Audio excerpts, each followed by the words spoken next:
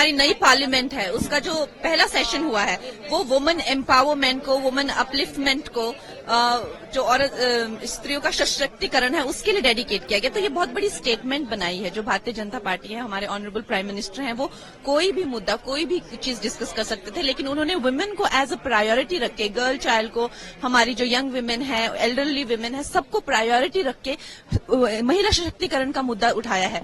तो I think this is fantastic और ये पूरे देश के लिए एक प्रेसिडेंट बन जाएगा कि महिलाएं जो हैं वो इस देश की और हर हाउस होल्ड की, हर रिलेशनशिप की प्रायोरिटी होनी चाहिए।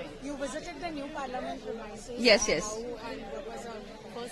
आई थिंक हम तो सब स्तब्ध रह गए, हमारे पास शब्द नहीं थे व्यक्त करने के लिए कि कितना भव्य, और जो हमने महान संस्कृति भारत की जो बातें सुनी है, जिस तरह से हमने सुना है कि एक ऐसा काल, वैसा ही जो स्वर्णिम काल या अमृत काल की जो बातें करते हैं उसको जो फिट बैठता हुआ बिल्कुल उसकी इमेज को लेके या उसके इम्प्रेशन को लेके, ये बिल्कुल ये इस तरह की भव्य इमारत जहां पे भारत और भारतीयता का इतना खूबसूरत प्रदर्शन किया गया है, छोटे से छोटे लेके हैंडीक्राफ्ट्समैन से लेके संस्कृति से लेके धर्म से लेके हर चीज को बहुत ही प्रभावशाली तरीके से जो है वो दर्शाया गया है।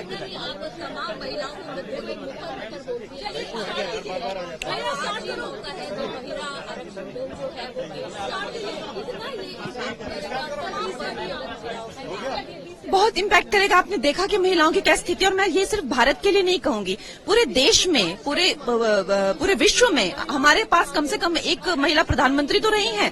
हमारे असेंबली में इतनी सारी महिला, और बाकी देशों की हालत देखिए, अब अमेरिका में आज तक एक प्रधानमंत्री तक नहीं, प्रेसिडेंट तक नहीं कोई बन पाई हैं आज तक। 99.9% देशों में महिलाएं इतनी पिछड़ी हुई हैं कि आज तक हम लोग जो ये फेमिनिज्म की बातें करते हैं सब, और अगर हम लोग राजनीति के बारे में सोचते हैं तो राजनीति जैसे जो करियर होता है उसमें कोई कैसे आ सकता है। 15-16 साल की उम्र में अक्सर, जैसे श्री मोदी जी हो गया, अमित शाह जी, कैसे आए वो आगे? क्योंकि उन्होंने party work, as a party worker उन्होंने काम किया, रोड पे काम किया, रोड शोज में काम किया या रैलीज में काम किए। लेकिन क्या हमारे घर की बच्चियां 15-16 साल की उम्र में रोड पे उतर सकती हैं? कल किसी का दुपट्टा खींचकर उसको जान से मार दिया गया।